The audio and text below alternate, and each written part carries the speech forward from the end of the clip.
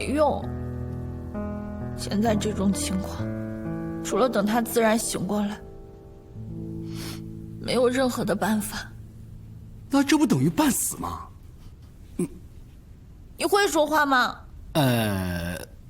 我是说医书上管这种称作为木僵，医书上说的。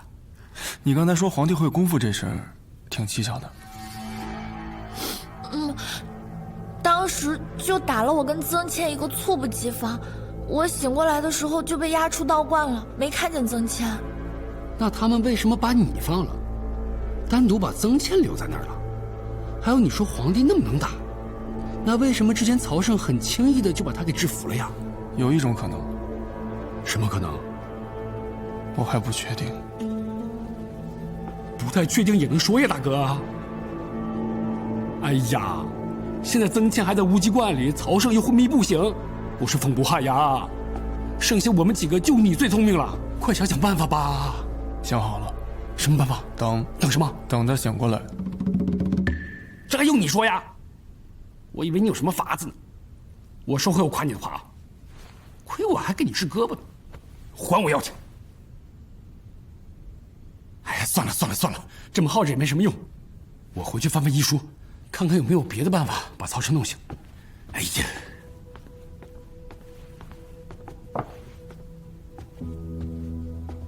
啊！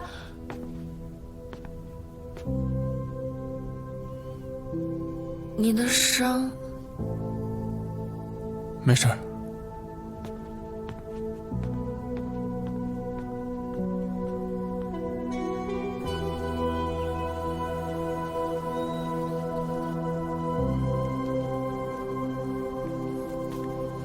娘，哎，包蒜呢？啊，我们住在人家谢公子这儿，给人添麻烦了，帮忙做一些力所能及的事啊，也是应该的。哎，怎么就你自己呀？彤彤呢？你把他带回家修屋顶，我这都2天都没见着他人了。这2天累着了，在屋里睡呢。哦，等他醒了，你让他过来。我带他出去添2身新衣裳。上回我给他做手环的时候，我发现他长高了，估计那些衣服啊都不合身了。行，一会儿我叫他过来。还有啊，我们家那屋顶什么时候修好啊？这都修了多少天了？我怕你是越修越坏，还耽误做生意，这坐吃山空也不是个办法呀。好，知道了，娘。哎。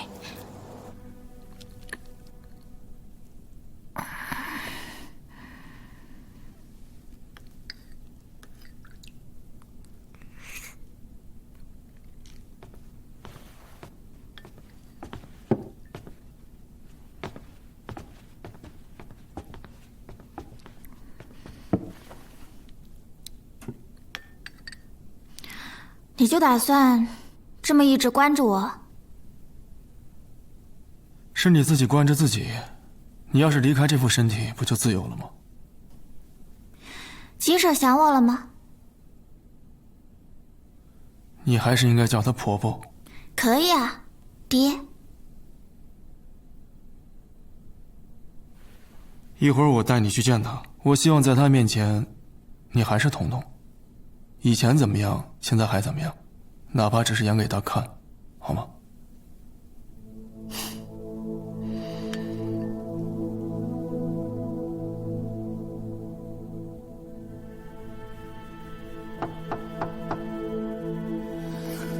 进。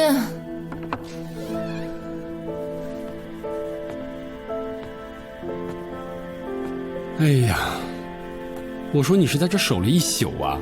啊？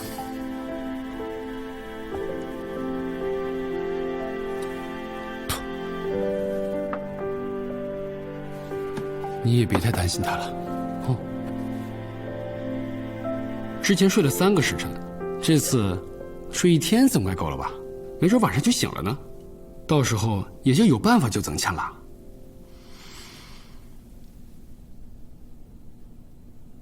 这样吧，我去给你拿点吃的，我们清风楼的包子啊，我自创的。不用了。怎么了？没胃口啊？太难吃了。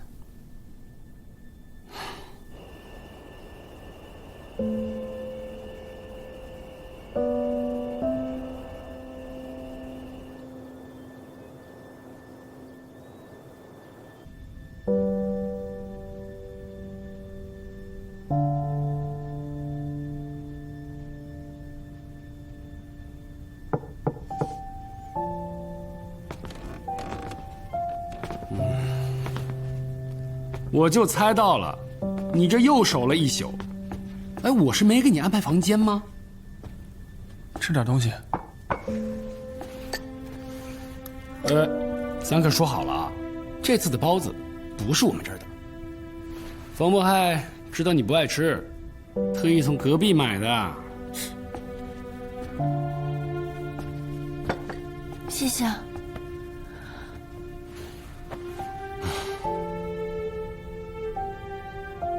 我翻遍了医书，跟他相似的病例倒是有，但又不完全一样。我想给他施针，又怕把他扎坏了，适得其反。唉，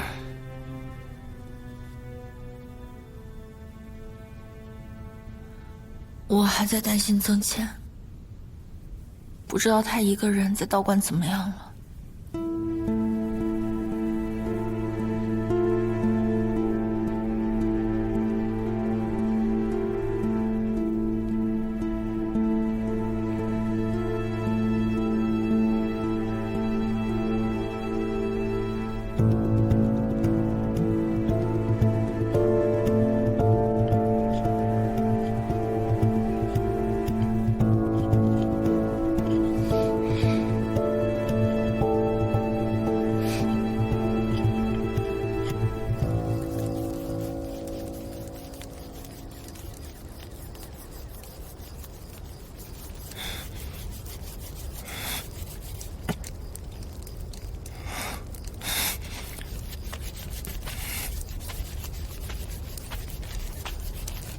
阿宪，前几天姐姐包的那张兔皮不见了，你见到了吗？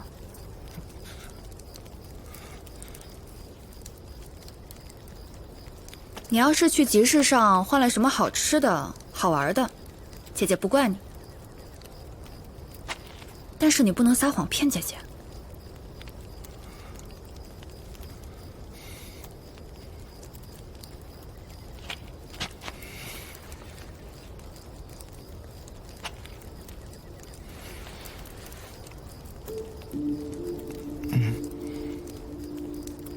姐姐，对不起，那张兔皮是我拿的。你不喜欢点艾草，老被蚊子咬，我想拿兔皮去换驱蚊的香囊，可是他们跟我说兔子皮不值钱，不给我换。后来我遇到了一个人，他跟我说蚊子最怕这种石头了，只要把它带在身上就不会被蚊子咬了。我就拿那张皮换了这块石头。那个人还说必须要使劲搓这块石头，把他的面给搓光滑了才能有效果。可是我已经搓了1个晚上了，他还是一点变化都没有。姐姐，你再等等，我搓到明天晚上肯定就能把它给搓好了，到时候你把它带在身上就不会被蚊子咬了。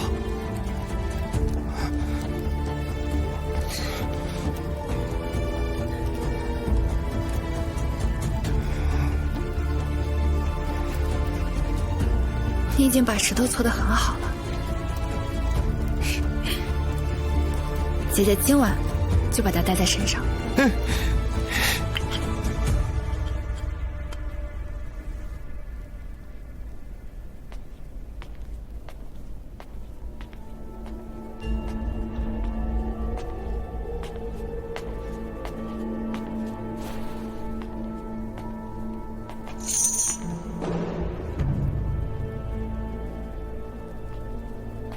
皇帝留他肯定是有原因的，只要曾倩不冲动，应该没事。我们有一样的办法再进一次道观。前天夜里我们很顺利，只是不知道皇帝会功夫啊。这次我们有备而去。他不可能同样的当上2次的，彤彤也是，他不会再用那个机关呼叫铁甲人了。哎，那你说趁他晕的时候，再用他的手按不行吗？我试过了，没用的。所以我在想，这个激光可能感应的不只是手指，应该是心意。只有彤彤的心意去呼叫铁甲人的时候，这个机关才有作用。就好比那辆马车，我们打开的时候没什么两样，他打开的时候就是另外一个样子了。得，完了！现在咱们真是一筹莫展，一无是处，一头雾水，一点办法都没有。哎，你说曹胜在的时候吧，这一切都挺顺的，现在他一切倒下去了，哎，咱们也倒了。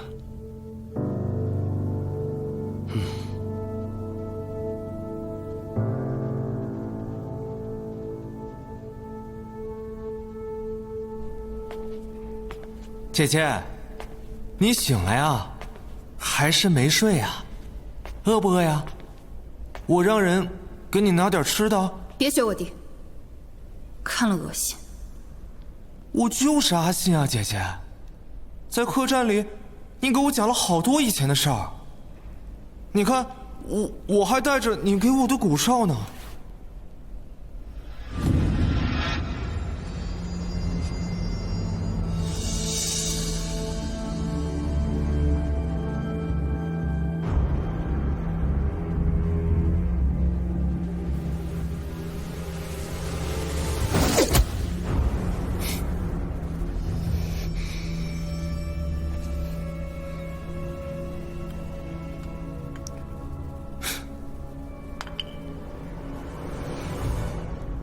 曹胜还没醒，没呢。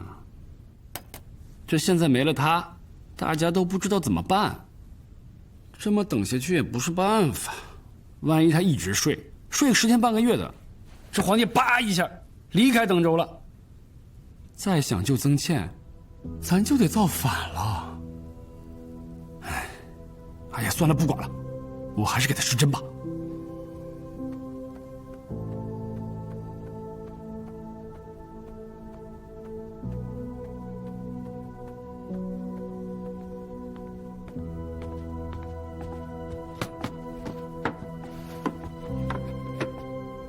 你要干嘛？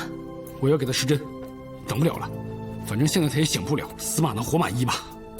你谁是死马呀？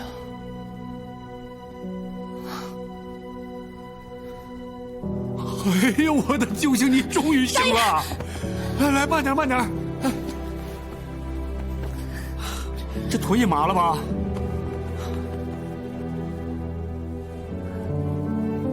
曾倩跟风不害呢？风不害没事，但曾倩……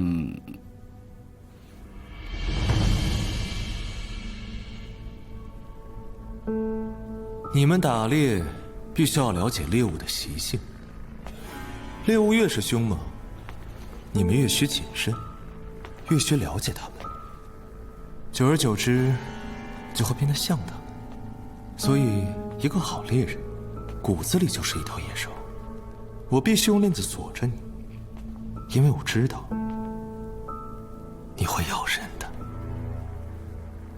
你用我，不用朕，是习惯改不了，还是觉得自己配不上这个字啊？这2天发生的事儿就这些，你一直昏迷着，我们不知道怎么办。这么看来，曾信身体里的魂魄肯定不是皇帝，而是靖南王。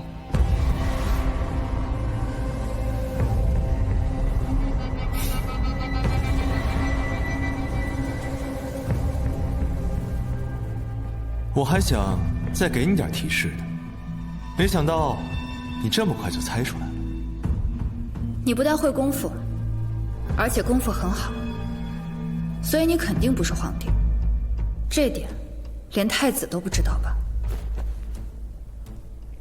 上次我们闯入无极观，轻易将你制服，你不反抗是因为有所忌惮。不过忌惮的不是我和曹胜，而是太子。当时你应该想对我动手的，可太子突然出现，你不得不隐藏自己，因为皇帝不会功夫，你一出手就会在他面前暴露。你被曹胜制服的时候一定很不甘心，但是又没有办法。后来到了客栈，人多眼杂，你只能等到太子来救，不敢轻举妄动。但你的真实身份又到底是谁？这个秘密，也许只有铁甲人知道。没有他，你的魂魄进入不了这个身体，也没办法让太子以及一众朝廷要员信服。根据太子所说，铁甲人一开始是跟皇帝合作的，他为什么要背信于皇帝，而选择跟你合作？当然，也有另外一种可能，就是铁甲人一开始就是跟你合作的，是你把他安插到了皇帝的身边。不过无论哪种可能，都说明你有足够的实力可比肩皇帝。这样的人全天下只有2个，一个是荆南王，一个是百里渊。在杨家岭的时候，荆南王离奇遇害，太子遭人构陷，太子杀了荆南王。我当时还在好奇，这如果真的是皇帝的一箭双雕之计，未免太过于冒险。不过皇帝怎么能确定杀死荆南王，他的步骤一定会归顺，而不是造反或者倒向百里渊？现在看来，这点不是你没想到，而是你有足够的自信。以上，第一，会功夫；第二，实力比肩皇帝；第三，有信心压制荆南王的部众。除了你，还有谁？荆南王。哦，你当时说的有一种可能是这个意思啊？你当时咋不说呢？不是告诉你我不确定了吗？再说，说了也没什么办法。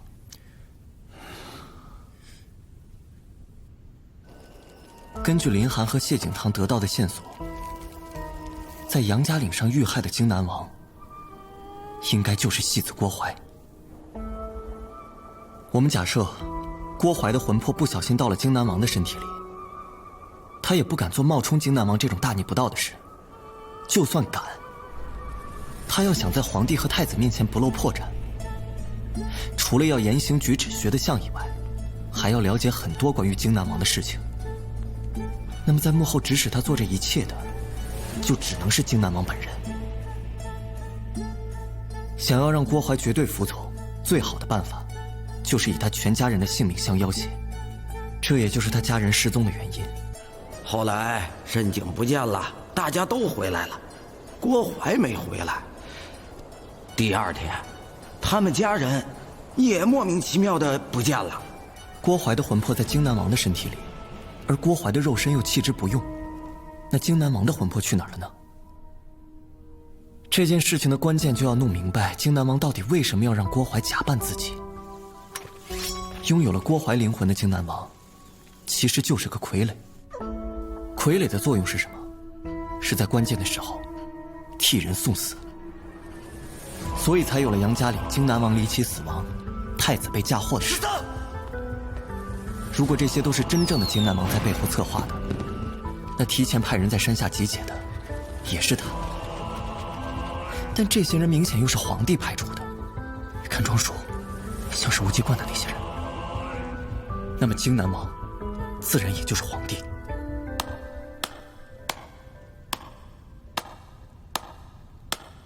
越聪明的女孩，越招人喜欢，也越让人害怕。你现在还不知道什么是害怕，但你会知道的。你就不能温柔点吗？就像在客栈的时候那样对我。你刚才说的都对，唯独有一点，在客栈的时候，我不是不敢轻举妄动，而是那2天与你的相处，我是真的体会到了阿信的幸福。以后有姐姐在，再也不会有人欺负你。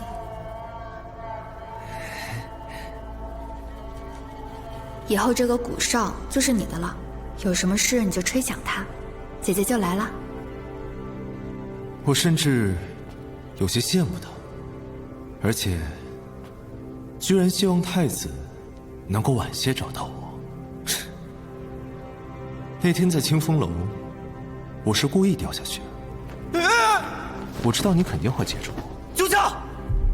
但我没想到太子那声救驾将我给暴露了。如今在你面前，我也可以是阿信的呀。虽然我比他聪明，但如果你喜欢他原来那样，我也可以。归根到底，身体还是这具身体，魂魄也认你这个姐姐。我对你们后来做的事一忍再忍，多次放过你们，这么宽容，不能证明我的心意吗？你将来不再是什么低贱的猎户，也不用做什么捉刀人了。你是皇帝的姐姐，亲姐姐，锦衣玉食，荣华富贵，有什么不好的？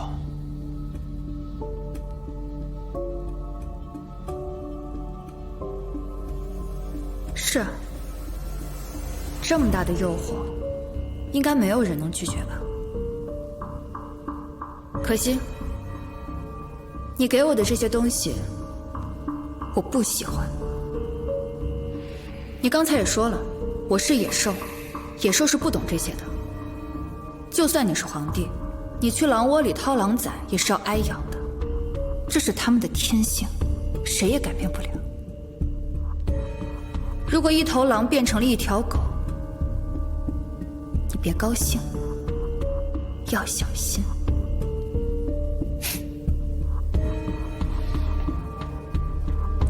狗我有的是，我喜欢狼。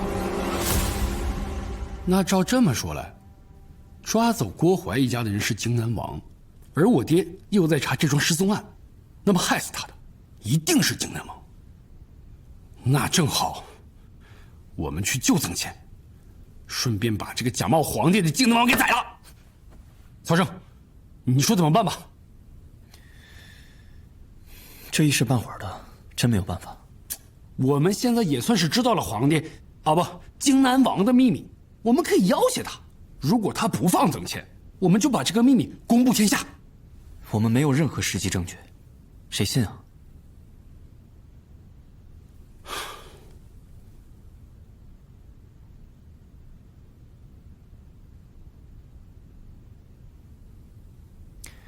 人有逆天时，天无绝人路，会有办法的。让我想想。行吧，你也刚醒，先缓缓。风不害，你胳膊的伤要换药了啊。你受伤了？没什么，一点小伤。刚才芸娘好像漏说了点什么。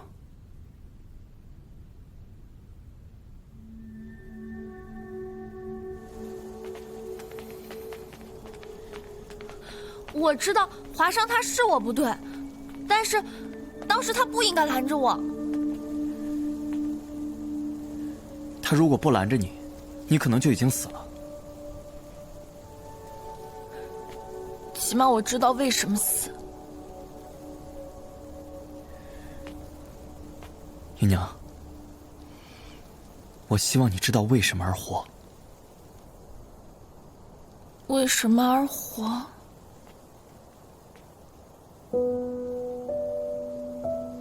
我不怕死。我知道，你不怕死，是因为你还不知道活着的意义。风波还有跟我说过同样的话，说我不知道活着的意义。但其实这样的问题我从来都没有思考过。我小时候的经历跟林寒极其相似，同样被主人所救，同样在山庄接受训练。但不一样的是，14岁那年，主人也让我去杀一伙人，可他不让我问为什么，所以我就耍了个小聪明。我提前去调查了一下，然后知道那帮人开了个黑店，专门谋财害命。但其实作恶的就那几个领头的，其余人都是被胁迫的。我就把那几个领头的给杀了，别的人我就给放走了。我回去复命的时候，主人问我为什么没有把他们都杀掉，我告诉了他原因。他叹了口气，说我成为不了他想要的那种人。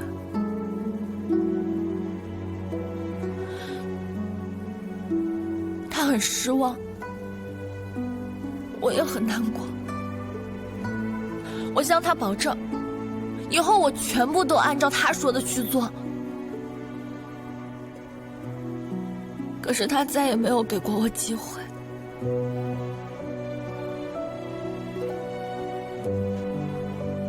后来他把我安排到你身边，让我保护你的安全。我就发誓，只要是你让我去做的事情，我必须不惜一切代价去完成。我不想让你也失望，这应该就是我活着的意义，有什么不对吗？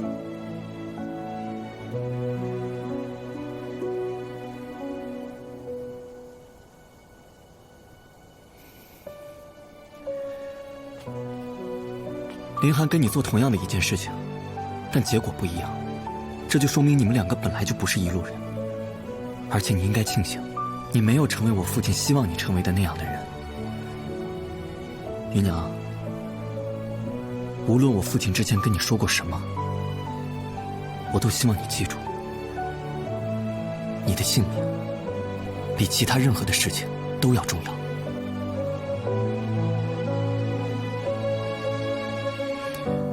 还有啊，如果有一天我不在了，你不需要为我复仇，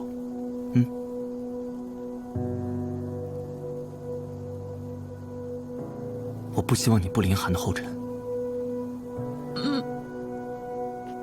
哎，你什么时候醒的？包哥，你让我在茂州给你找的那个人了，已经找到了，并且我让我的人已经给你带过来了。现在人在哪儿？傅伯，我记得我小的时候，父亲有个朋友总会时不时的来到我们家里。直到我8岁那年，他好像跟我父亲吵了一架之后，就再也没有来往。我也好像再也没见过那个人。你说的这个人，应该是何西广吧？他现在在百里园的将军府做幕僚呢。那应该就是这个人。他当时跟我父亲吵架，到底是因为什么事情？这具体是为什么，这老仆也不太知道。当时我就听到屋里有摔杯子的声音，我就急忙赶了过去。因为老爷也没发话，我也不敢贸然往里闯，我就隐约听到何西广好像在问老爷要什么矿石，老爷没答应。何西广说了一句：“从此你我不再为友，只能为敌。”然后就匆匆走了。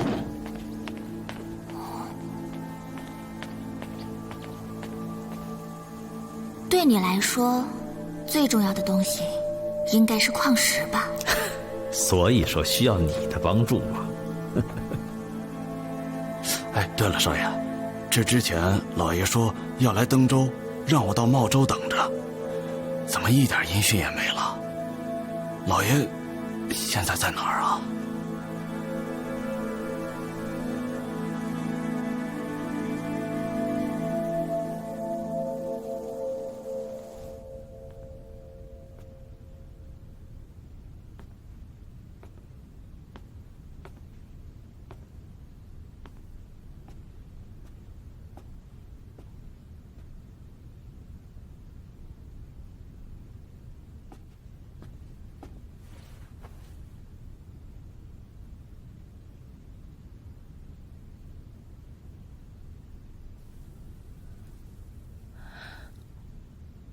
对不起。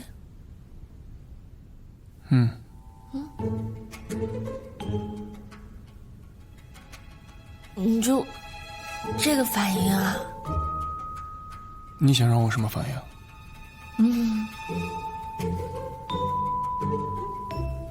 你很勇敢，这很好，但有的时候不能盲目的勇敢。哎，对了，这块方巾还给你，我洗过了，但是有个地方洗不干净。什么地方？公鸡尾巴那儿。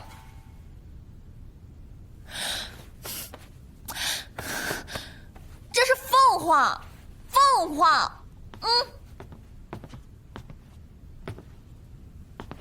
干嘛呢这是？哎，我说风不害啊，你是真行啊！人家林寒为了帮你看着彤彤，就拿着刀杵在你门口。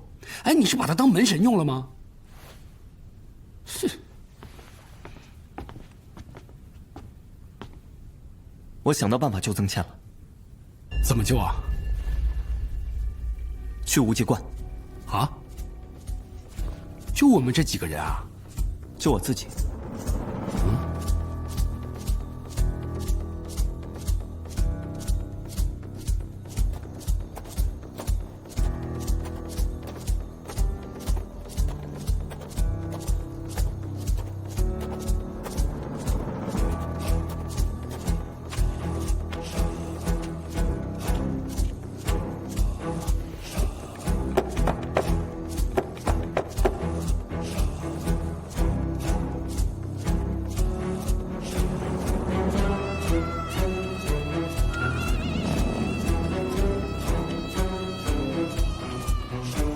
皇帝要见我啊！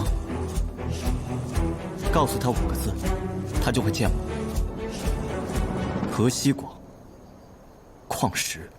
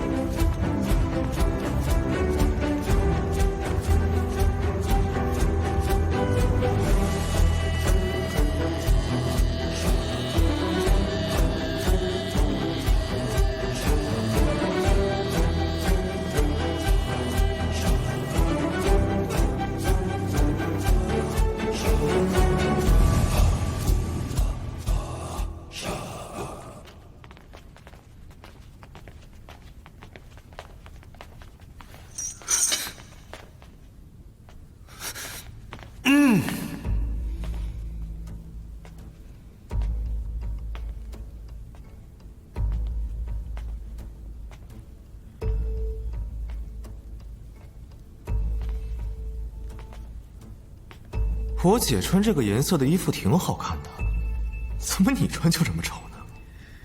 她穿这个颜色好看吗？你可以问问她。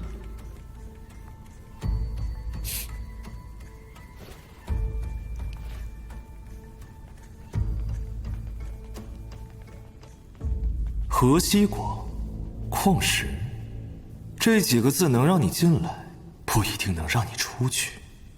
我不出去，怎么帮你除掉河西国？开门见山，简单直接，我喜欢。你的筹码很清晰，条件呢？放人。你这2个字说的倒是真干脆啊，就好像你已经把河西广给除掉了一样。我本来想说除掉河西广需要他的帮助，但是你肯定会说，这个理由很牵强。不如干脆直白点吧。今天，要么你把我们2个人放了，我们帮你除掉河西广；要不然你现在杀了我，继续关着他。不过这样一来，就再也没有今天这样的机会了。你这也不是求我放人的态度吧？我这不是求，是交易。你把他放了，我留在这儿。我跟你说我的计划，你要是觉得不行，杀了我。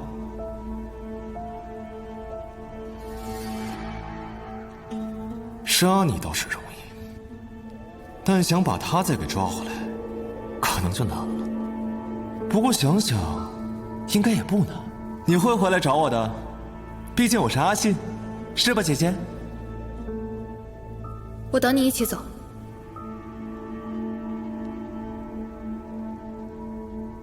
没事的，我能回去，相信我。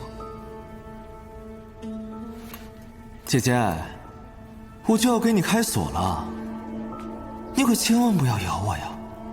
万一咬不动，那可就麻烦了。你肯定不会有事，但我一定会杀了他。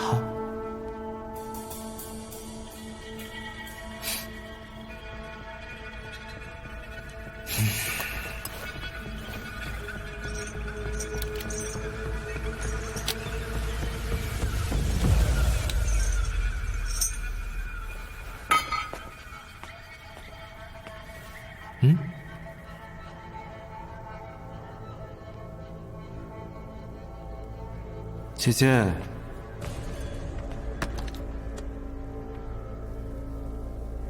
别忘了你的刀。你们好好送我姐姐出去。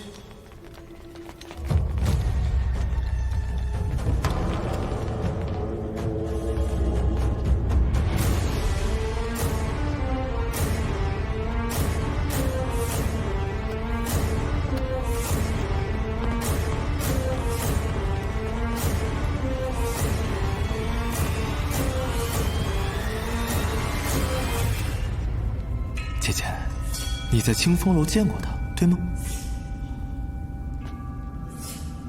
太子的心腹，居然是你的暗桩，就不能是太子落难，他投诚于我了吗？你这种人，信得过投诚的人吗？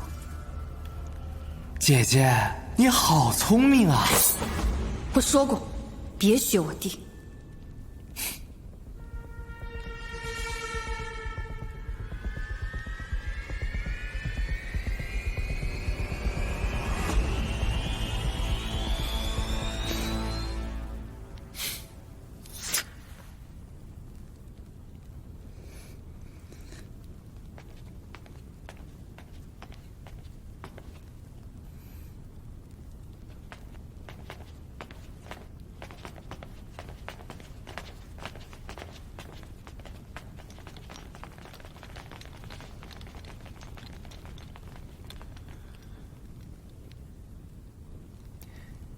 我有个疑惑，你跟百里渊势同水火，你就只带这些人来登州，他为什么没有对你下手？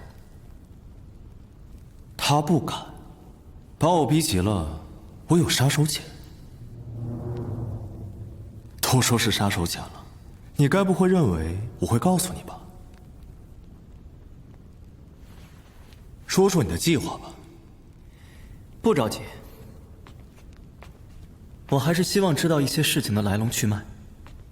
我还以为你知道的挺多呢，原来是两眼一抹黑呀！仅仅知道5个字，就想掏出我全部的秘密。你这胃口，未免也太大了些吧？知道别人太多的秘密，下场终究不会是好的。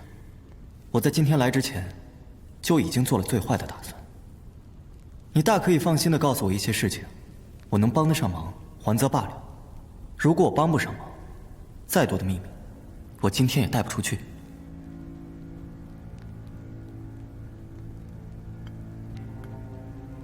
那我先看看你想问什么吧。我是荆南王一事，你们应该已经猜到了，这个可以略过。既然是猜的，我就希望得到验证。你安排铁甲人见到皇帝，承诺帮助他返老还童，之后铁甲人将皇帝秘密杀死，谎称他的魂魄转移到了曾信的身体里，但其实在这身体里的魂魄是你的，对吧？不过你是如何做到让太子还有一干朝廷要员完全不怀疑，彻底信服的？我父皇很聪明，当他知道所谓的返老还童是将自己的魂魄转移到其他人的肉身上时，他就给了太子以及那些重臣每人一句不同的暗语，目的呢是为了验证将来出现在那具肉身上的魂魄是真是假。但凡有一句暗语对不上，就代表那人身上的魂魄不是他。皇帝这招听起来无懈可击，你是怎么破的？还是铁甲人帮的忙吧？没错，他有本事帮人转移魂魄，那窃取一些所谓的机密暗语，还不是轻而易举的事？所以，当我出现在太子以及那些重臣面前时，我可谓是对答如流啊。不过，我父皇就真的没有想过铁甲人会算计他们？毕竟他在这个皇位上稳稳坐了40多年，绝顶聪明。他不是没想到，是油尽灯枯了，没办法，没得选。你说，这个世界公平吗？不公平。有人生而富贵，有人生而低贱。那你说，这个世界不公平吗？也公平。无论富贵还是低贱，时间是一样的。天下唯一，也敌不过岁月洪流。万岁万岁，也只不过是喊喊罢了。你们以命续命，以求长生，终究是不公平的。你为了集权力于一身，太子是不能留的。郭淮假扮的荆南王也是必须要除掉的，所以才有了杨家岭上那一出好戏。郭淮的荆南王一死，他的家人也就没有了利用的价值，都被你灭口了罢了。那谢奎呢？他发现了你什么秘密？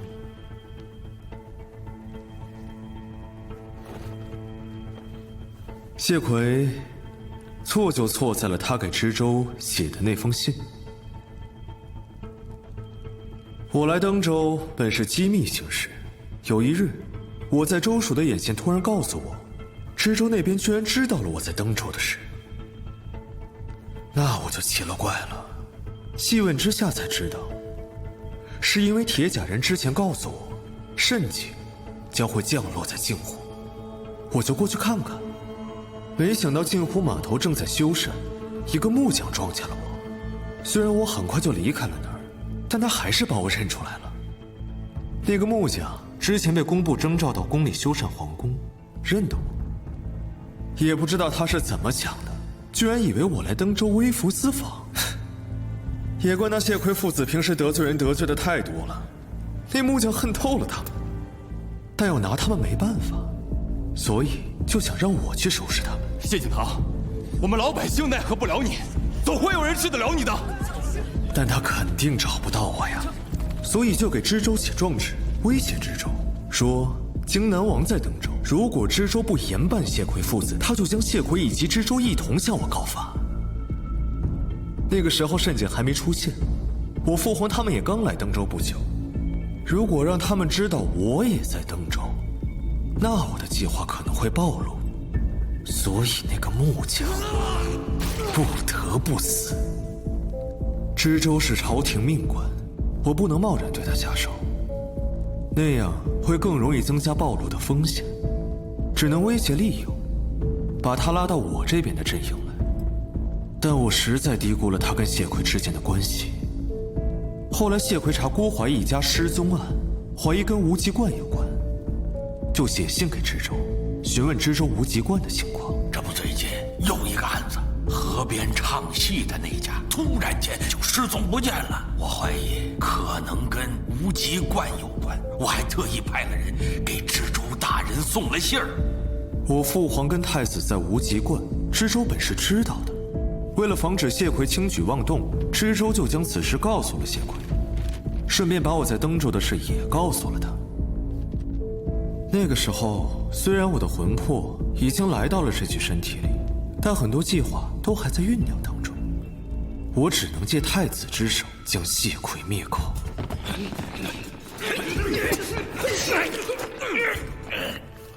可那封信还是漏了出去，全登州都知道了。原来不光我父皇跟太子在登州，我也在。钟爱卿，是否知道荆南王来登州之事？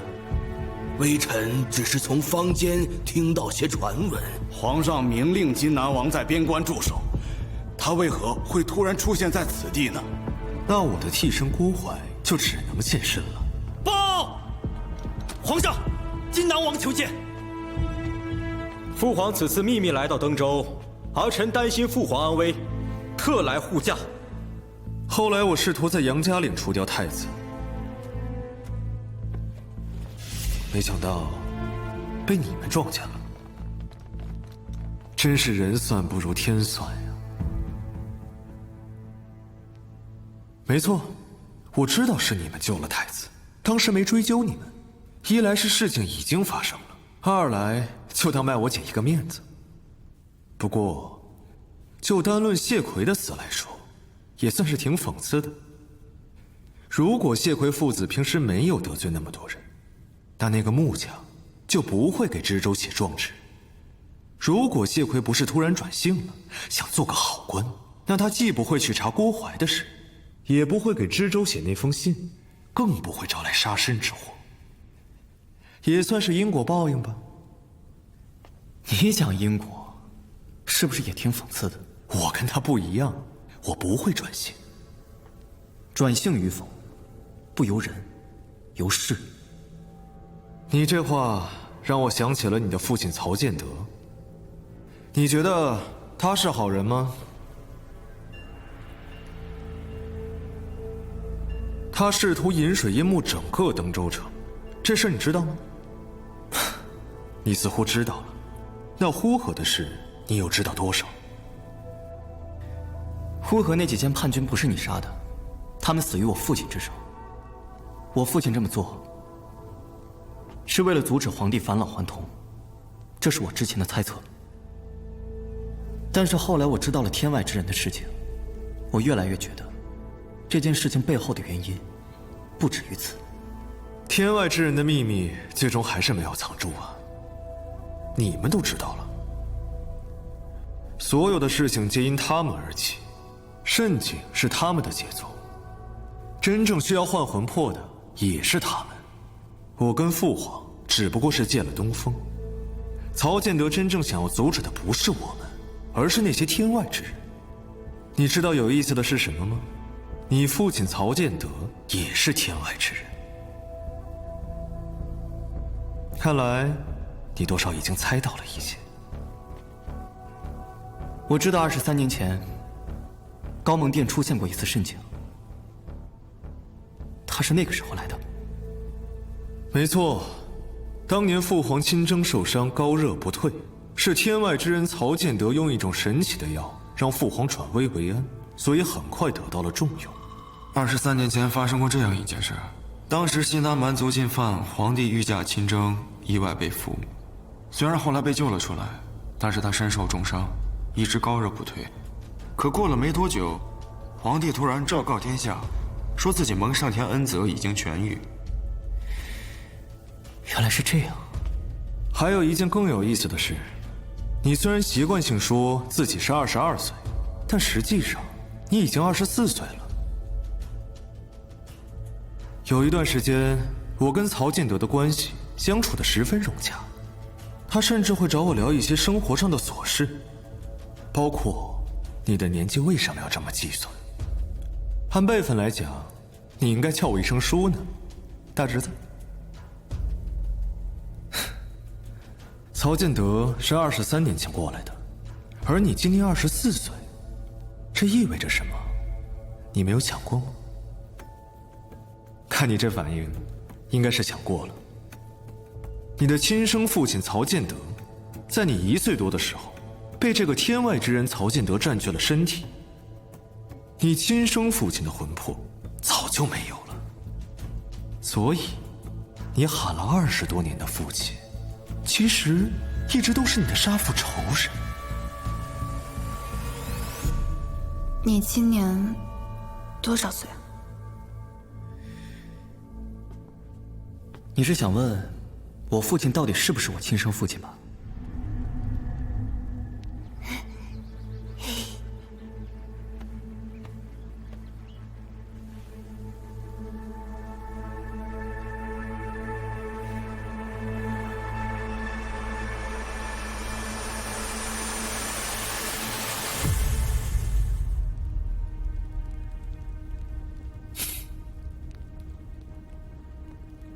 你早就猜到了，只是不想去面对而已。我今天只是把这件事情给你挑明了。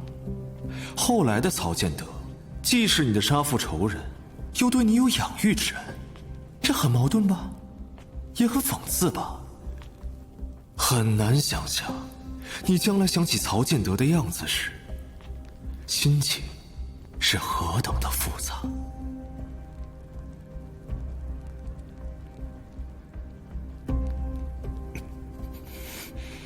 不管他是什么人，你清楚自己是谁更重要。过往复杂不怕，怕的是困于过往，耽于眼前。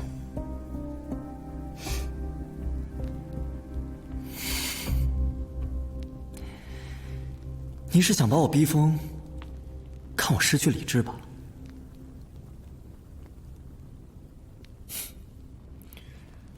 我是有点嫉妒你了。你有什么值得我姐对你这么好的？她是你姐吗？不要再自作多情了。你嫉妒我，应该也不止于这件事情吧？我的父亲虽然不是我的亲生父亲，但他对我关怀备至，呵护有加。而你的父亲老皇帝呢？他依靠你却又防着你，他重用你却又制约你。他有把你当过他的儿子吗？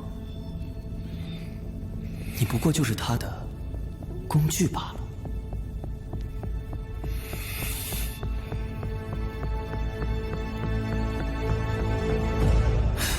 好了，咱们不聊这个，聊聊正事吧，不然我害怕你今天真的走不出去了。按你刚才所说，我父亲和你关系密切，原因是？我的目的和你父亲是一致的。自古以来有非我族类，其心必异的说法，这听起来像是一种偏见，但实际上也是事实。我们现在面临的事实就是天外之人的到来就会占据我们的身体，这次是200人，下次又是200人，将来呢？2000人、2万人，到时候我们这方天地的人都将不复存在，取而代之的是天外之人。如果说地方叛乱将会是亡国之祸的话，那么天外之人的到来无疑是灭顶之灾，这事儿得有人管。所以我取代了我父皇，可以让权力更加集中，便于行事。往大里说是为了江山社稷，往小里说是为了个人安危。既然我父亲也是天外之人，他为什么会和你站在一边？你听过这么一个故事吗？一个小偷夜里到一户人家里偷东西，刚好那屋失火，小偷没继续偷东西，反而帮忙救火。这种小偷是异类，同样，天外之人也有异类，起码，你父亲曹建德是。赡井上有那些天外之人的魂魄，那些魂魄需要肉身，但只要把赡井下所有的人全部杀死，那些魂魄就会因为找不到肉身而消亡。这就是你父亲要杀掉那几千叛军以及水淹登州城的原因。来的天外之人只有200人，我父亲为了阻止他们，就置数万百姓于死地，这不是得不偿失吗？你觉得他会没想过这些吗？按你父亲的意思，天外之人的到来会招致极大的灾祸，但具体是什么，他又讳莫如深，不肯透露细节。曹胜啊，曹胜，你闯大祸了！我父亲也说过同样的话，但就目前登州出现的天外之人来看，并没有感觉会有什么巨大的危险。谁知道呢？总之，因为我和他的目的都是阻止天外之人到来，所以当年他毒杀叛军，我去善后，对外称是我剿灭了叛军，以掩人耳目。我们的合作一度亲密无间，直到登州这次出现赡井，我们发生了分歧。我希望他能破例一次，让天外之人到来。只有这样，我才能够借他们换魂魄的机会来成为皇帝，兵不血刃。可他不同意，理由依然是会发生所谓的大祸。他企图像呼和那次一样，杀死登州全城百姓，从而破坏天外之人的计划。唉，但这样一来，势必也会坏了我的好事啊。所以你就派铁甲人杀了他？缉捕他的密令是我发的，我只想让千机卫控制住他。等我换了魂魄，自然会放他自由。我没有必要杀他呀。杀你父亲的铁甲人，不是我的铁甲人，不是你的铁甲人？难道？没错，有2个铁甲人。第一个最早追随的你父亲，后来跟了我；另一个是河西广的铁甲人，你们之前接触的一直都是他。所以，当你们伪装成铁甲人来见我的时候，我就知道你们是假的了。因为我的铁甲人一直都在我身边。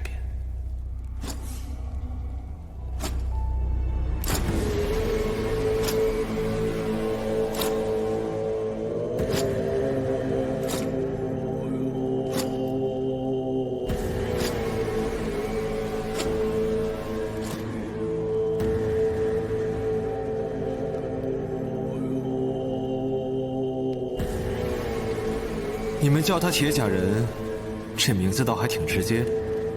曹建德跟我说过，天外之人的语言跟我们不一样。这种铁甲人在他们那儿叫甲，意思是奴隶战士。曹建德顺着这个音换成我们这边的名字，叫他己牙，意思是己之刃。这名字倒还挺贴切的。说到己牙，就该提到河西广了。你虽然带着他的名字过来，但应该对他不是很了解吧？之前提到过，高蒙殿来的那帮天外之人中，你父亲是首领之一，另一个是河西广。他们过来的本意是为了接应更多天外之人的到来，只是后来他们2人分道扬镳，从朋友变成敌人。因为曹建德站到了天外之人的对立面，河西广没有。他不允许曹建德破坏天外之人到来的计划。所以，你的意思是说，杀害我父亲的己牙是河西广的？这个追随你的己牙，之前追随过我父亲，那他为什么不去救我父亲？谁叫他跟我背道而驰呢？己牙也是会选边站的。我是荆南王，我可以给他更多。曹建德知道河西广的己牙在追杀他，他故意被押解到登州，就是希望我的己牙去救他。2个己牙一旦交战，必然2败俱伤。他试图通过这招，同时削弱我和河西广的实力。遗憾的是，我没有上这个当。可惜啊，这是你来了。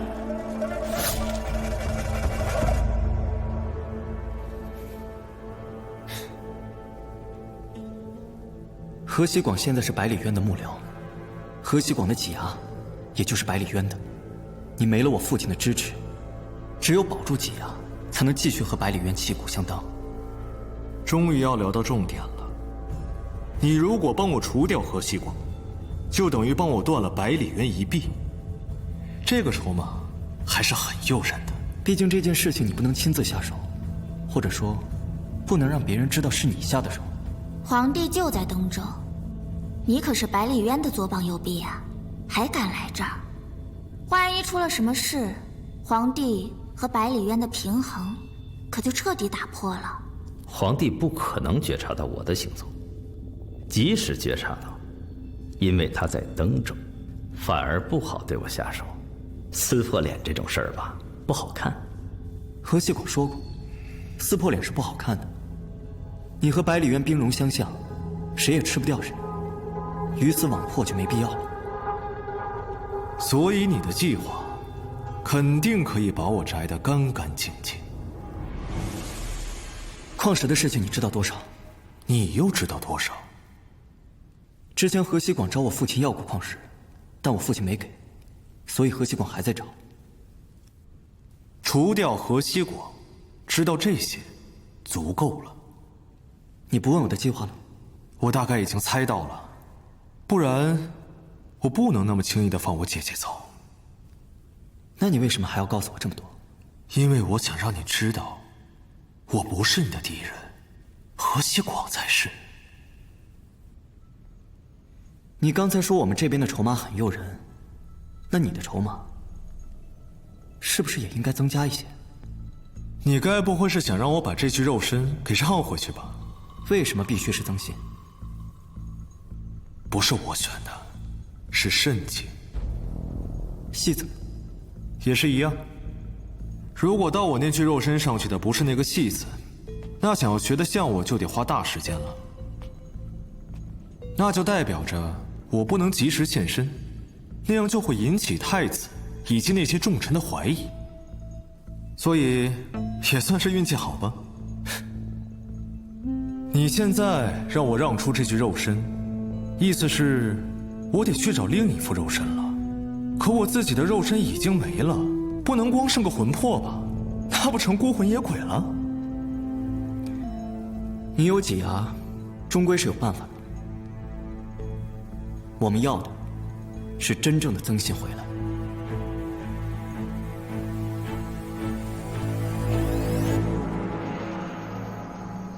所以他能让曾信的魂魄回到他的肉身，只要我们帮他除掉河西广。只要？如果河西广像他说的那么重要，那岂能是你想杀就杀得了的？就算杀得了他，百里渊能放过我们吗？你们可别忘了，现在曾信身体里那个是荆南王，杀了我爹，我还要找他报仇的我。就算我们帮他除掉了河西广，他不兑现诺言怎么办？不管怎样，我们都很被动。被动不如不动。曾信如果能回来，彤彤也能回来。我当然很想让彤彤回来，我只是不太同意和百里渊作对。我当年在加州和冠英刺杀了誉王，被打入大牢。多亏一个钦差及时出现，定了誉王一家的罪，我和冠英才得以获救。这个钦差就是百里渊。也许你们不了解他的为人，但相比于荆南王的所作所为，百里渊要更加正派、坦荡得多。他不应该是我们的敌人。可是他重用的河西广，杀了我们家主人。河西广是天外之人，百里渊跟他合作，这怎么说？我不管百里渊是什么人，反正荆南王不是什么好东西。除了我爹，还有那木匠，还有那戏子一家都是他杀的，咱们帮他不属于助纣为虐吗？虽然他那个什么几牙能帮人换回魂魄，帮我们救回曾信跟彤彤，但百里渊不是也有一个吗？我们不是找他帮忙呢？百里渊有几牙，但阿信可不在他那里。对付百里渊，我怕你会后悔。那到底是谁让你去保护我们的？邹院长院。长院是谁？不知道。上次从太子那儿拿回来那些卷宗，上面有邹院长院的刺章，我说我不认得。那这个印章又代表什么？应该是邹院长院的私章。这个私章，我今天也是第一次见到。其实我没说实话，那个私章我认得，是百里渊的。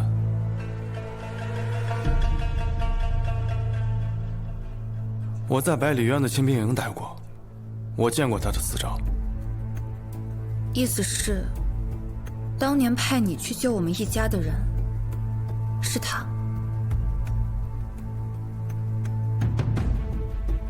他为什么要这么做？不知道。那你之前为什么隐瞒不说？因为他下的是密令，代表不想让别人知道这件事儿，他一定有更深层次的原因。既然这样，我也不能泄密。那百里渊就是你的大恩人了，不报恩也就算了，还要跟人家作对啊！我算是知道什么叫进退两难了。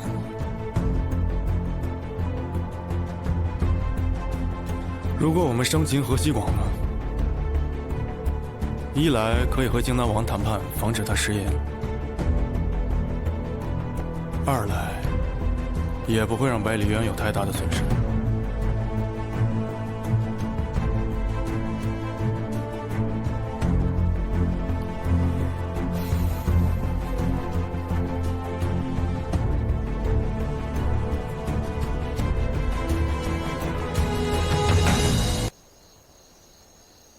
婆婆，这馍不是已经够多了吗？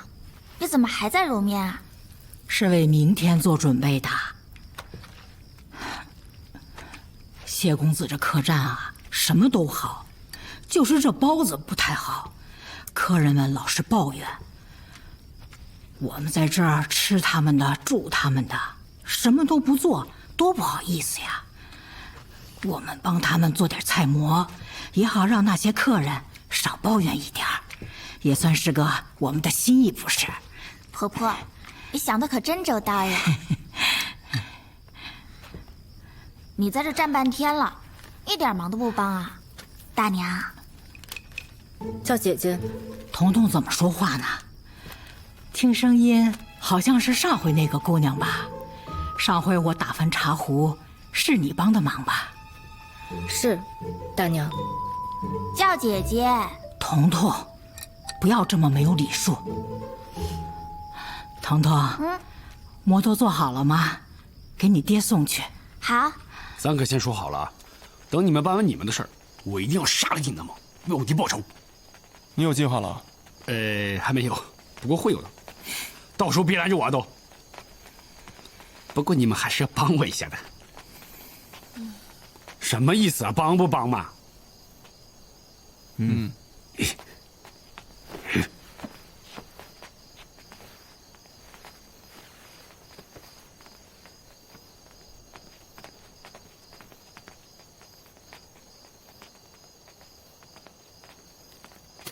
婆婆给你们做的菜馍，别噎着了。哎，你这孩子啊，不对，你可能都不是个孩子，你该不会是个老头子吧？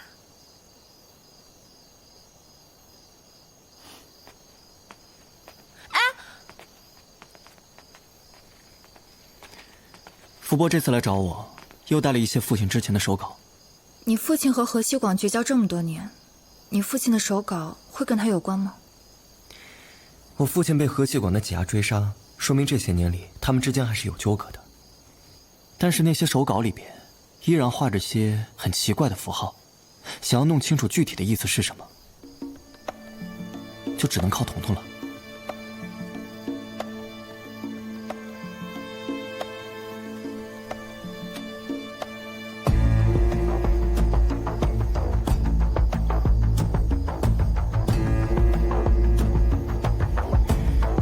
给我们解释一下吧，有学问的。这个跟他之前的手稿一样，没有什么特殊的内容，记录的大部分都是日常琐事。只是日常琐事的话，为什么要用这种这么特殊的文字？曹建德他虽然学了你们的字，但是对我们那边的旧字也是十分留恋的。就像他把你们口中的铁甲人叫做挤牙，这听起来很奇怪，但是挤牙的读音连起来念夹，在我们那边就是铁甲人真正的名字——奴隶战士。既然你说里边记载的都是一些日常琐事，那你就挑一两件说给我听听。去年12月初5，你在深州炸了百方河大坝，被官府通缉。你向你父亲求助，但他当时被千机卫追捕，无暇顾及。你错了，我是11月初5炸的大坝，你骗我。上面写的是12月，你诈我。不联络我。我还以为他们联络方式有多高明呢。你有看到纸条上的内容吗？没有合适的机会，截住那个卖糖人的就知道了。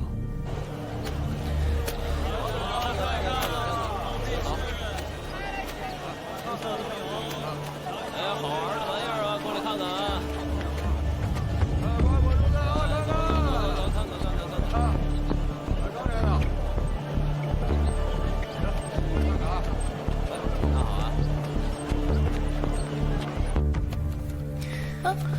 报哥传来消息，已经盯上那个卖糖人的了，林寒正在赶过去。我的计划是，需要你的几牙帮我写一些他们那边的字。聪明。你身边有河西广的暗桩，比暗桩好用。字迹呢？你得模仿你父亲的吧？我来说内容，你让几牙写下来，我再誊抄一遍。他们那边的字跟图画很接近，我画画还是可以的。少爷，你让铁甲怪人写的这个字，跟主人留下的手稿几乎一样，完全可以以假乱真了。所以昨晚彤彤看不出一点破绽。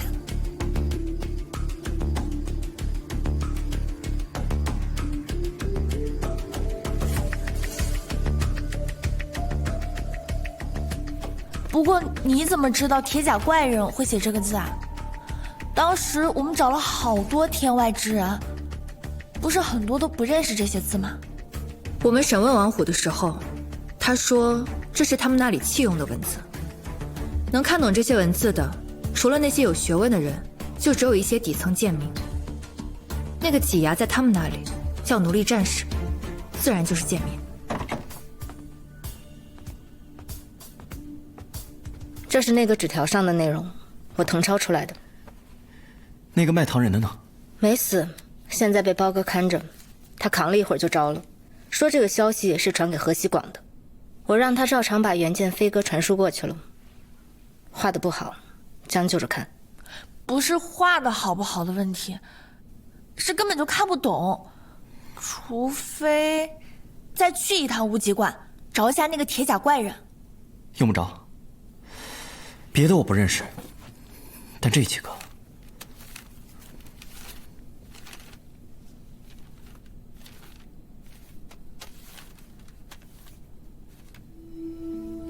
写什么？杂七杂八，但重要的是，我给一个地方，说那个地方有矿石，他写完之后告诉我，我专门记住它。这几个如果我没记错的话，是矿石的地址：凤霞坡、荡岩洞。之前在那个破院子里的时候，河西广提过，他那儿有彤彤特别需要的东西，而河西广需要矿石。只要彤彤的手里掌握了矿石的线索，就一定会去找河西广交易。想要调出河西广，就得以矿石为诱饵。那直接把这个消息放给河西广，不就行了？为什么要利用彤彤？放消息容易，但如何让河西广相信，这就难了。你跟金南王说彤彤比暗桩好用，是因为彤彤不知道自己是暗桩。只有这样，才能让河西广深信不疑。那意味着河西广收到这张纸条，就会立马去往凤霞坡荡岩洞。那我们直接去那设伏不就行了？曹胜让几牙写这些字，金南王自然也知道了这个地址，可能早就派人过去了。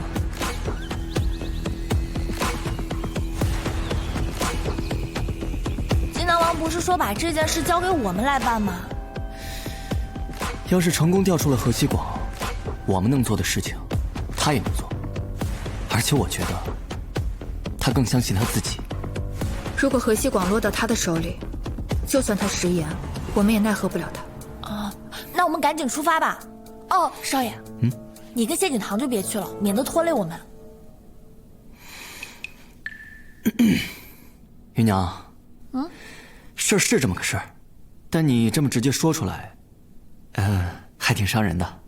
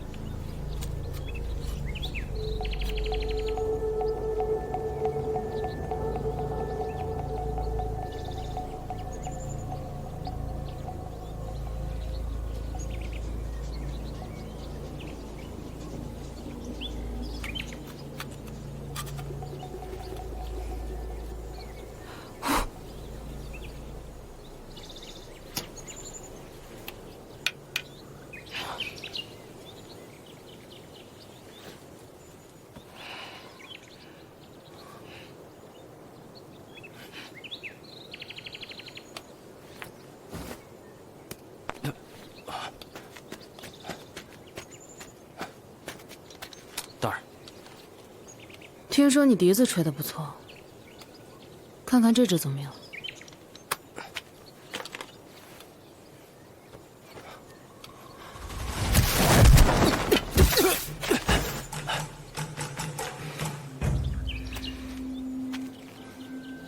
我让你看，没让你吹。不知道我们现在在干什么吗？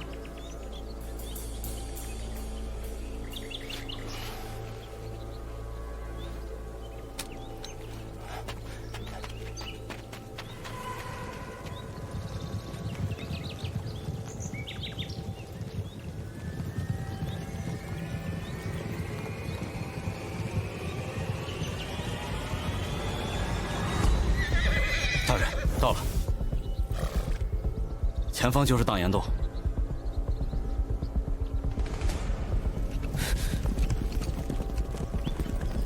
有诈，走！驾！跳！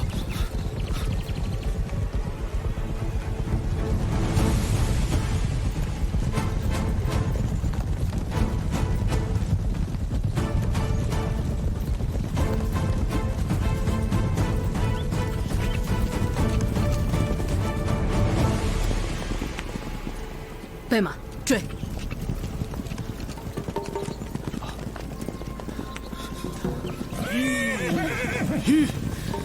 大人，前面没路了。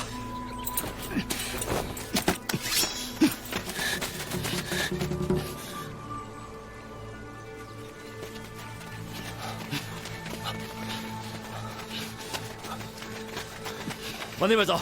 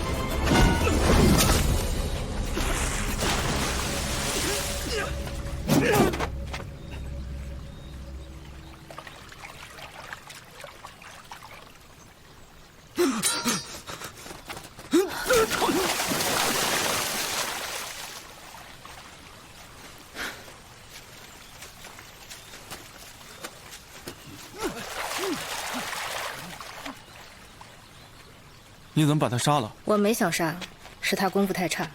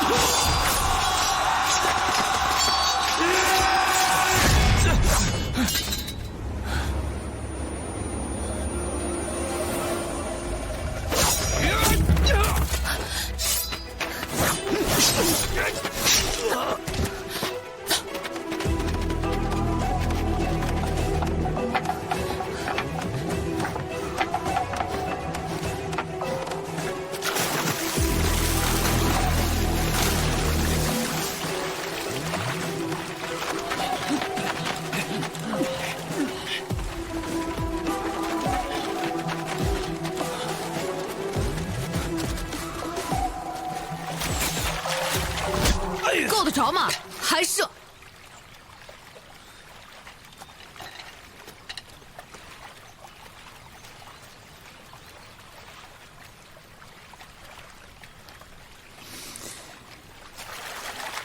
都不回应一下，没家教。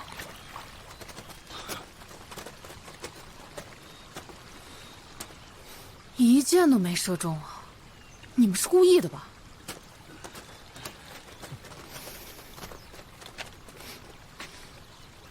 地上这么多箭都没看见吗？捡起来啊！浪费。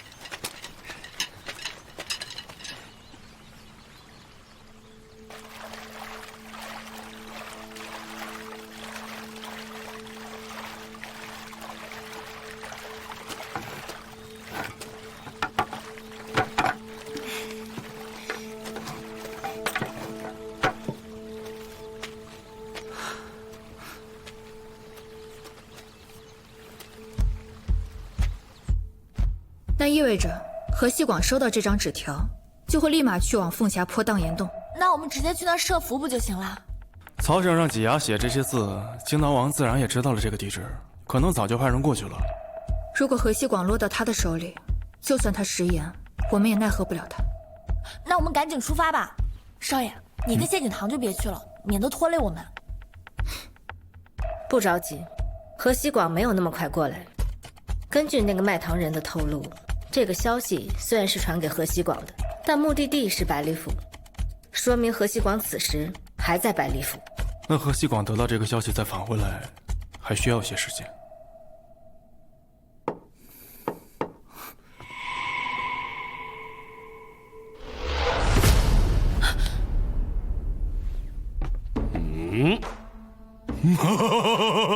你刚才一只脚已经踏进阎罗殿了，知不知道？不好意思啊，吓到你了。怎么样，我这个假头做的还不错吧？到时候还准备做一件特殊的衣服，只要林寒把我打到草丛里，我就可以把头缩到衣服里，然后再把这个头插进来。到时候林寒反手一刀，这个假头就可以掉进河里了。现在最大的问题，不是如何除掉何西广，而是除掉了何西广之后，精囊王是否会兑现他的承诺，是否会让彤彤还有曾信的魂魄回到他们的身体里。所以我们要演一出以假乱真的戏，试一试精囊王的诚意。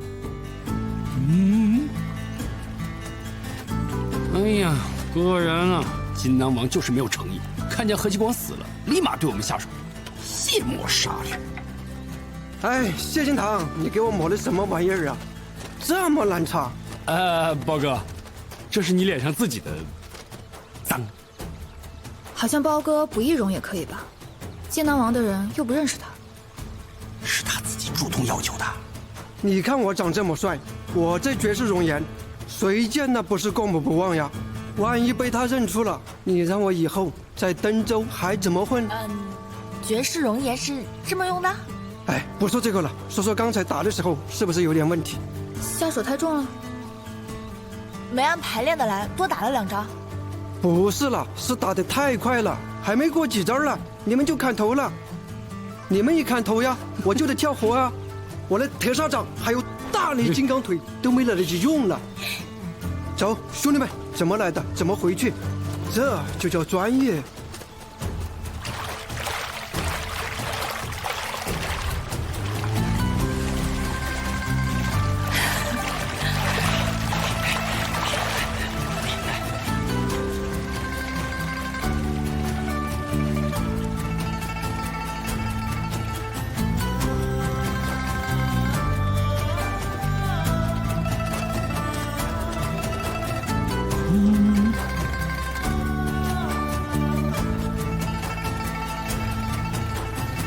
你们又利用了我一次。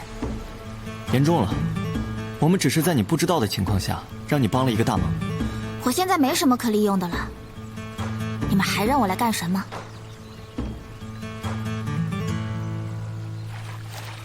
是看那帮人狗刨吗？哼！荆南王现在信不过，我们唯一的希望就是百里渊了。他那儿的挤压应该帮得上忙。你跟河西广很熟，帮我们牵个线搭个桥吧。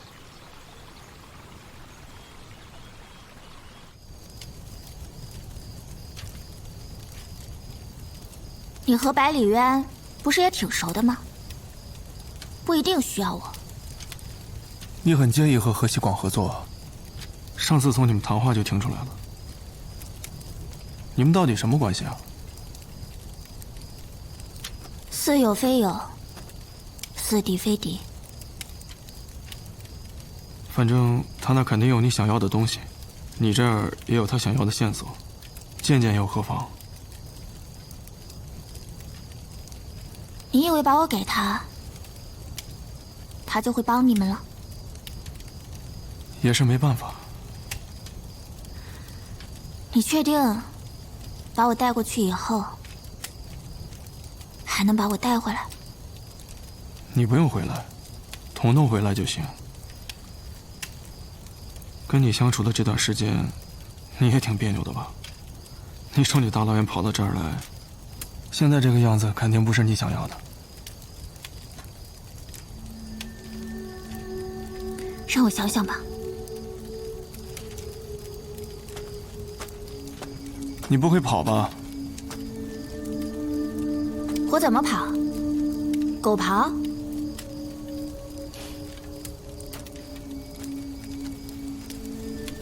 哎呀呀呀，这鱼烤的不错呀！啊，姨娘，让我看看你的。你想干嘛？你不会烤哎？要你管，你这烤糊了。你才糊了呢！多香啊，我这个。你不去那边吃鱼吗？我不吃鱼。是有什么故事吗？刺儿多，麻烦。啊，你这鱼还没熟啊？我知道啊，我爸写信堂抢我的，我来你这烤。我帮你吧。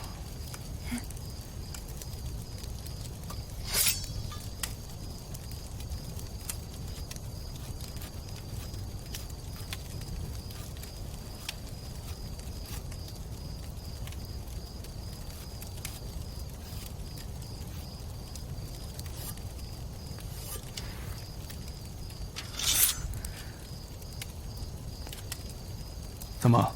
你怕我又把刀扔在地上？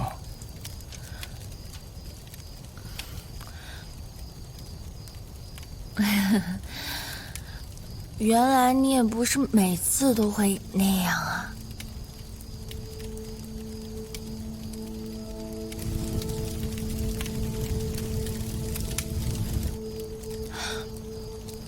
下午那会儿，我去捡方巾的时候，你是不是又以为我要去拼命啊？下次这种事儿可以提前说。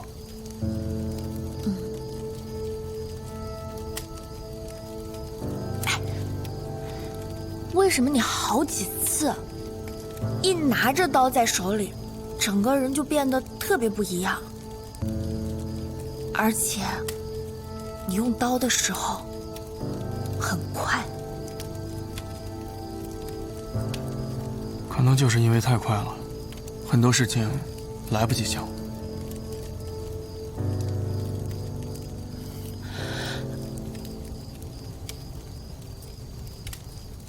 4年前，也就是西北叛乱的第3年，皇上急于收复京城，就命百里渊从凉州回师，与荆南王合兵于京城附近的武秀陵，8万禁卫军，加上百里渊从凉州借来的4万戎兵，对阵防守在那儿的10万叛军精锐。那是我经历过的最惨烈的战斗。双方20余万人，大纵深，梯子列阵，硬碰硬，没有阴谋诡计，没有尔虞我诈，一队杀光了，另一队顶上，从日出杀到日落，没有一刻停歇。最终叛军败走，仅剩数千人，禁卫军和戎兵也仅剩不到2万，惨胜。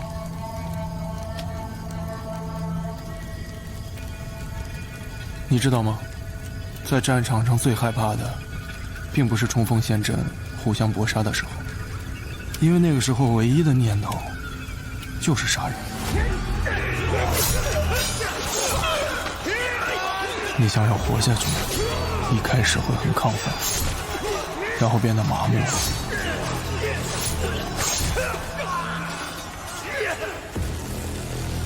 最害怕的时候是，你活下来了，你收拾着战场，看着漫山遍野那么多的尸体，你的兄弟可能就躺在你的脚边，你把他往坑里扔的时候，你会想到昨天晚上一起喝酒聊天时的情形，你分不清哪个是真的。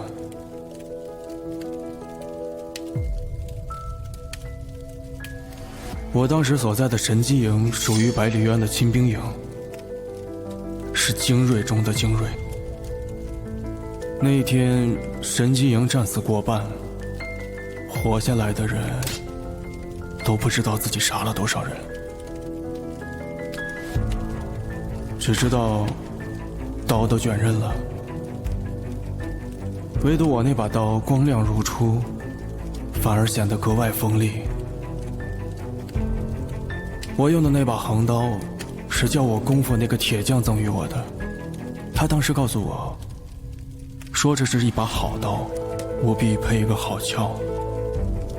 我当时不理解，从那天之后我知道，一把好刀如果没有好鞘，它就会杀人杀到停不下来。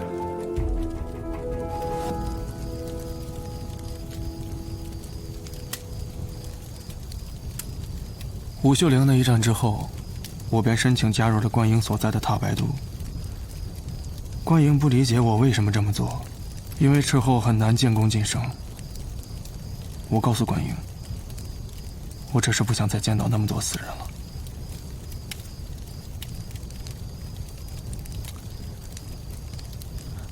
所以从那之后，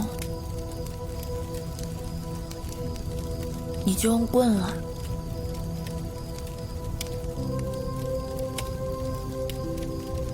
怪不得你说我不知道活着的意义，原来是因为你经历了太多的死。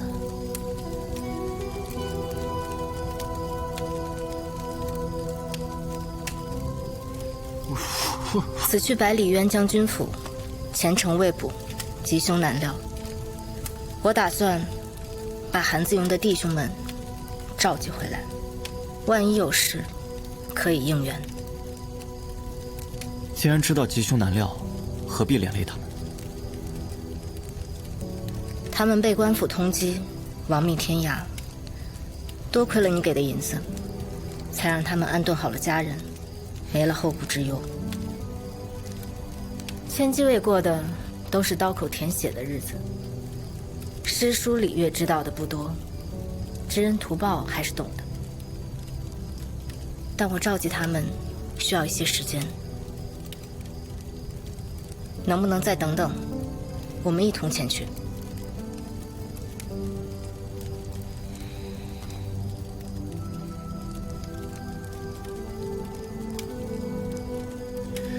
秦南王还有10天就要离开登州了，百里渊是我们最后的机会，等不了了。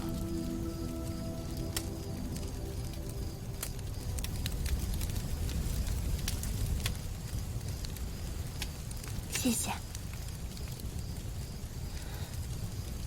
其实吃鱼也是讲究方法的，不用那么麻烦，我教你。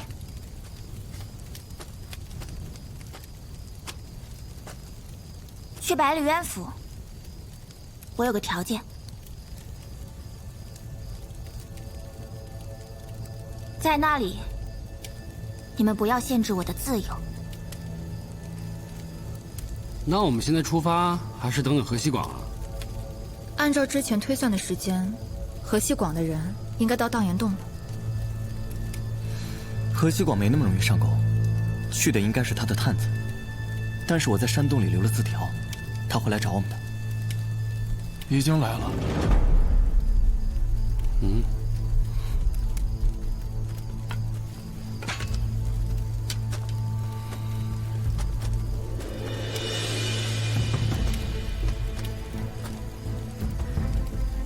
就来了2个探子，我们就这么不值得被信任吗？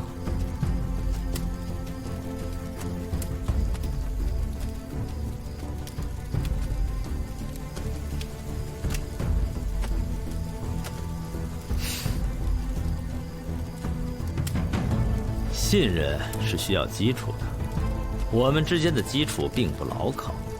那怎样才算牢靠呢？你们今天的遭遇我都知道了，敌人的敌人就是朋友。就因为这个？还不够？怎么，也得请我吃条鱼呀？万一我们下药了，你不怕吗？怕，但我更怕饿。你不会就带了2个人来吧？人多，不就显得我不值得被信任了吗？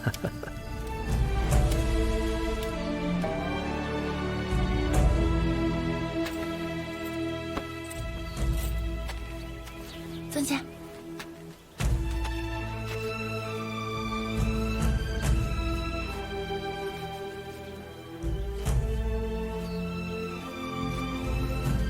还要绑着呢，不用这么夸张吧？路途这么遥远，万一路上睡过去就危险了。总比扎针好。放心吧，反正也不是第一次了。你看，那你自己小心点啊。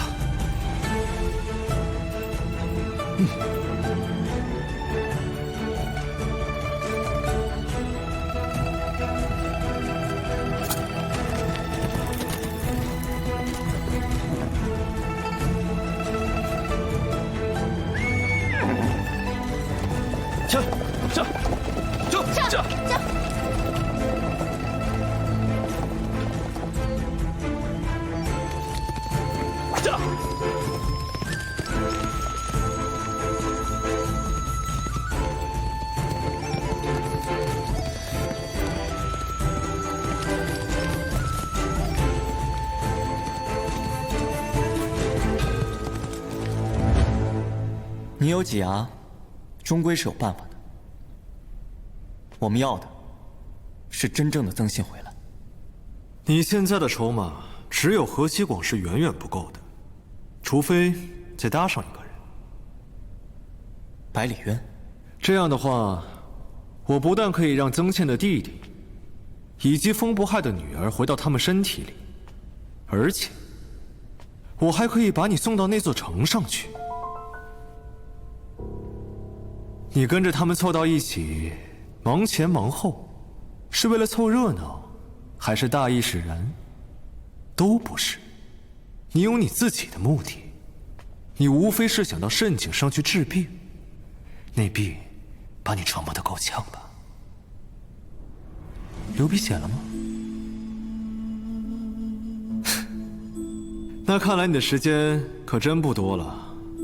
我是唯一能救你的人。我说了，我知道很多你的事情。你父亲其实一直都很纠结，他与我积怨已久。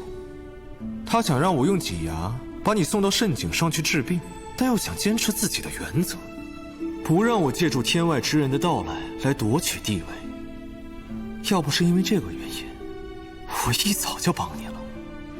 不过现在应该也不晚吧？那可是百里渊，你太高看我了，我可杀不了他。所以你需要机会啊。第一个机会在河西广那儿，我安排人跟你演出戏，让他相信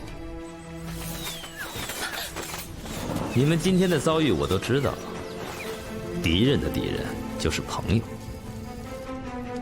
但你要瞒着曾倩他们，因为第二个机会在曾倩那儿。她是百里渊的女儿。